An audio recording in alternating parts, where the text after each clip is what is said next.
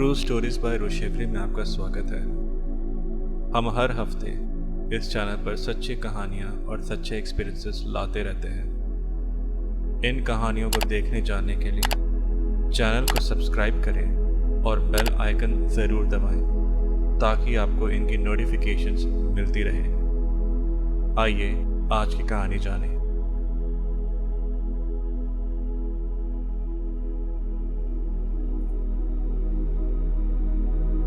ये घटना 1 महीने पहले हुई थी। ये मेरा खुद का एक्सपीरियंस है। हम 1 महीना पहले जयपुर गए थे। वहाँ हनुमान जी के जितने भी पूजा स्थल हैं, हमने उन सभी के दर्शन किए।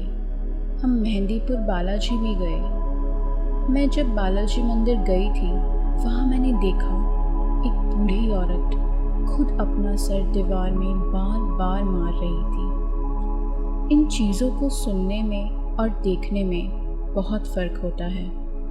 जब अपनी आँखों से ये चीज़ें होती हुई दिखती हैं तो होश उड़ जाते हैं।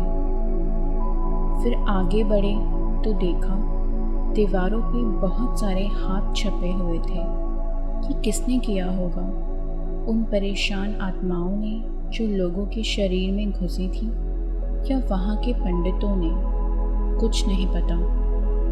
लेकिन एक के बाद एक ऐसे नज़ारे देखने को मिल रहे थे जो उस जगह को कल्पना से परे साबित कर रहे थे।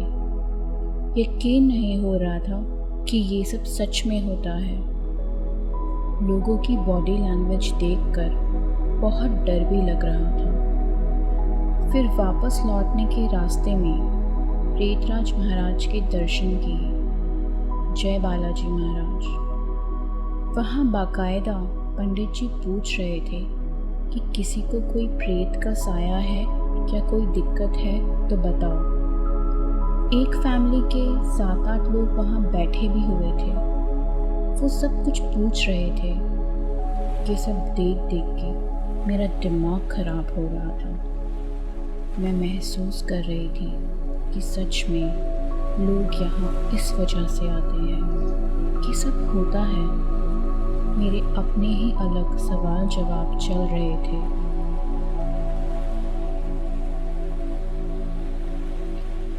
फिर हम मंदिर से निकलने ही वाले थे। बाहर का उजाला और तेज धूप दिख रही थी। उससे पहले ही कोने पे एक लड़की पूरे बाल खोल के अपना सर नीचे करके बैठी थी। जोर जोर से चिल्ला रही थी, बहुत तेज़। उसमें कोई आत्मा आई हुई थी और वो आत्मा ही बोल रही थी। उसकी आवाज़ में वाइब्रेशन थी, जैसे डबल आवाज़। और उसके घर वालों ने उसके कानों में फ़ोन लगा रखा था। पता नहीं किससे बात करवा रहे थे। वो इतना खौफनाक था।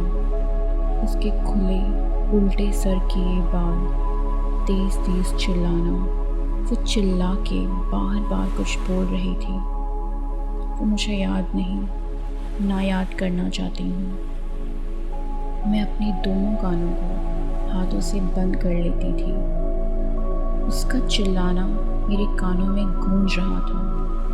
बाहर आते आते मैं रो पड़ी। मेरी आँखों से आंसू निकल रहे थे। मेरे बर्दाश्त से बाहर था वो चीखना चिल्लाना।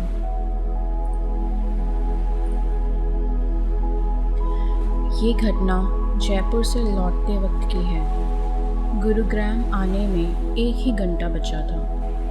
मैं और मेरी मम्मी पीछे गाड़ी में बैठे थे।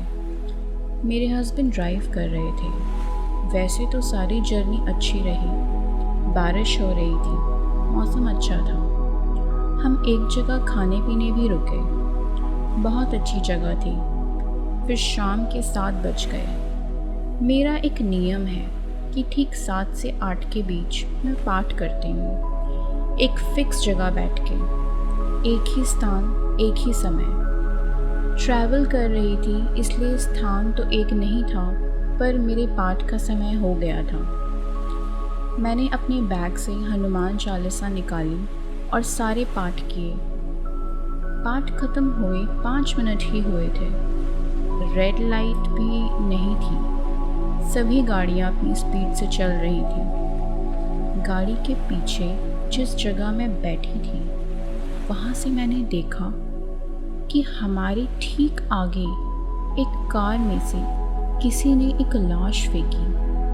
ये मैंने देखा। मैं दंग रह गई। मैं चिल्लाई कि क्या है। मेरे हस्बैंड ने कार रोकी। मैंने पीछे मुड़ के देखा, वही आदमी सड़क पे पड़ा था। सड़क पे गिरते ही उसका सर फट गया और खून बहने लगा। वो बिल्कुल बेसुध पड़ा था, कोई मूवमेंट नहीं। मेरे हस्बैंड ड्राइव कर रहे थे तो उनको बिल्कुल साफ दिखा था। वो लाश नहीं थी। वो बूढ़ा आदमी खूब दौड़ते हुए कार के आगे आया था। ठीक हमारे आगे वाली कार से टकराया। दूसरी कार हमारी ही थी।